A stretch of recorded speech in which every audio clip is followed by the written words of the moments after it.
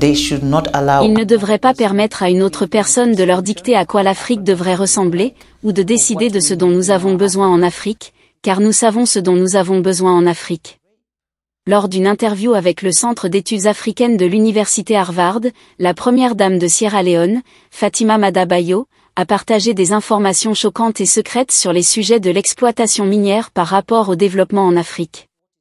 Comment les chefs d'État africains qui défendent leur peuple deviennent souvent des cibles chaudes pour la destruction par l'Occident, la manière choquante dont les Nations Unies voient l'Afrique, et bien plus encore.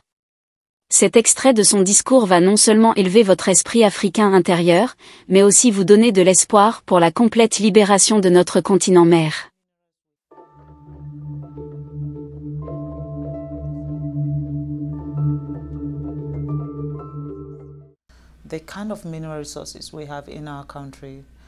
Le genre de ressources minérales que nous avons dans notre pays est suffisant pour subvenir aux besoins de tout le monde dans ce pays.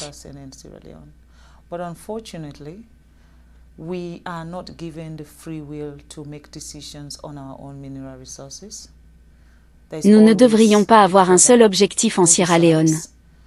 Mais malheureusement, nous n'allons pas faire cela, ils utilisent le système pour vous arrêter. Soit ils vous montent contre l'opposition et ils soutiendront l'opposition contre vous dans l'ombre, soit ils provoquent des chaos inutiles dans votre pays pour que vous ne puissiez même pas gouverner votre propre peuple. Ils feront des choses pour vous rendre incapable de fonctionner. Et bien sûr, un pays qui n'a pas la paix ne peut pas se développer. Vous devez avoir la paix avant de parler de développement. Je vais vous donner un exemple simple à propos de la Sierra Leone. Chaque compagnie minière qui est en Sierra Leone aujourd'hui est détenue par un étranger. Chaque compagnie minière. Si ce n'est pas les Chinois, ce sont les Américains, ce sont les Britanniques. Notre électricité, Bumuda, est gérée par les Britanniques et nous n'avons toujours pas de lumière. Nous cherchons de la lumière, de l'électricité. Si vous n'avez pas d'électricité, comment pouvez-vous parler d'éducation? Comment pouvez-vous parler d'établissement de santé? Comment pouvez-vous parler d'améliorer l'infrastructure de votre pays? Nous n'avons pas d'électricité. Avons-nous même de l'eau potable correcte? De l'eau courante, pour que nos enfants ne tombent pas malades? Nous n'avons pas ces installations. Pourquoi?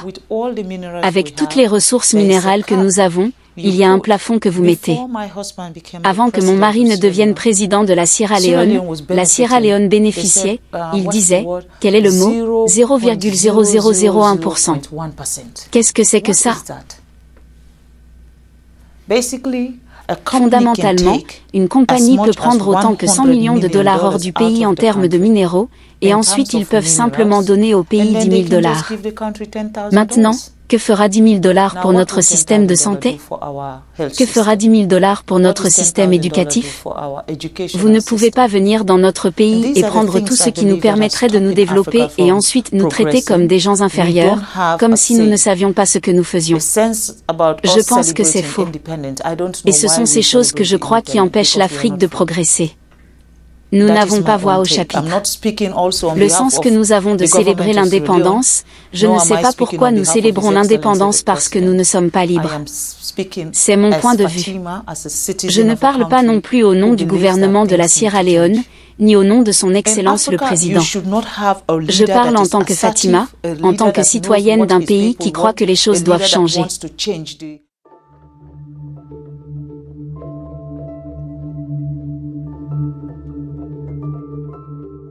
En Afrique, vous ne devriez pas avoir un leader assertif, un leader qui sait ce que veulent ces gens, un leader qui veut changer ce qui se passe. Dès que vous avez cela, c'est la cible de tout le monde. Et ensuite, ils trouvent des raisons pour vous ralentir, ils trouvent des raisons pour vous arrêter, et ils utilisent des citoyens non patriotiques pour venir après un gouvernement qui fait ce qui est bien pour un système. Je pense que nous devons aborder ces questions. Malheureusement, je ne sais pas qui je devrais, je veux dire, je suis très douée pour donner des noms, mais pour le moment, je ne sais pas qui je devrais accuser.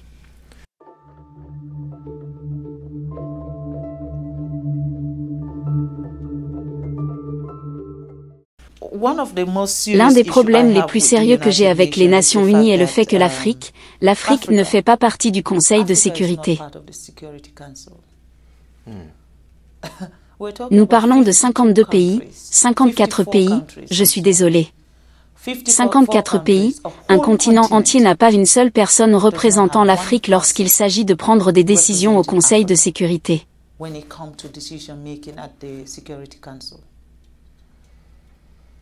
Et j'ai également observé qu'aucun pays africain n'a son propre directeur exécutif à la Banque mondiale non plus. Non, malheureusement. Nous ne savons pas gérer l'argent. Je pense que je vais devoir être en désaccord avec vous. Et que voulez-vous que je dise? Parce que si c'est la perception, depuis le début, chaque fois qu'un Africain se présente pour quelque chose dont il doit être décisionnaire pour le monde, pas seulement pour l'Afrique, ce n'est tout simplement pas possible. Je comprends. Alors que puis-je dire? Il doit y avoir une prescription quelque part qui dit « Afrique, vous n'êtes pas assez bon ». Eh bien, cela pourrait être révolutionnaire, mais je vais le dire ici. Les Africains devraient être aux commandes de l'Afrique. Je crois aussi que la question africaine ne peut être améliorée que lorsque les Africains décident de le faire. Ils ne devraient pas permettre à une autre personne de leur dicter à quoi l'Afrique devrait ressembler ou de décider de ce dont nous avons besoin en Afrique, car nous savons ce dont nous avons besoin en Afrique. Personne ne le saura mieux que nous. Et je pense que l'ONU devrait voir l'Afrique comme des partenaires. Et les Nations Unies, certainement, vous ne pouvez pas avoir 7 pays qui mettent leur veto sur tout. En ce qui concerne la question africaine, ce sont ces 7 pays qui sont les pays qui exploitent réellement l'Afrique.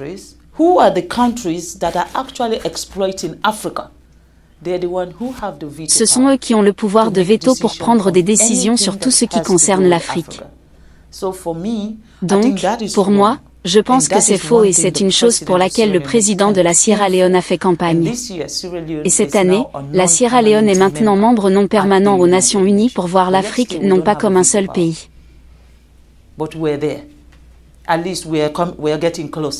And in these 2 years, our mission is to get the United Nations to see Africa not as one country.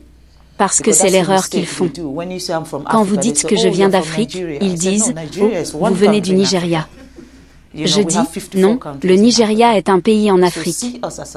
Vous savez, nous avons 54 pays en Afrique.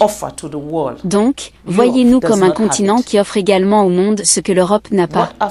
Ce que l'Afrique donne au monde, l'Europe ne l'a pas, l'Amérique ne l'a pas, l'Asie ne l'a pas.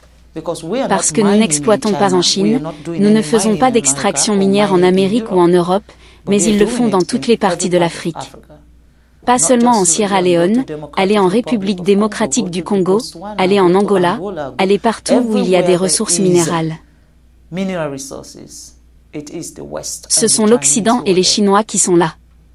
Quand vous venez en Afrique, demandez-moi ce que je veux.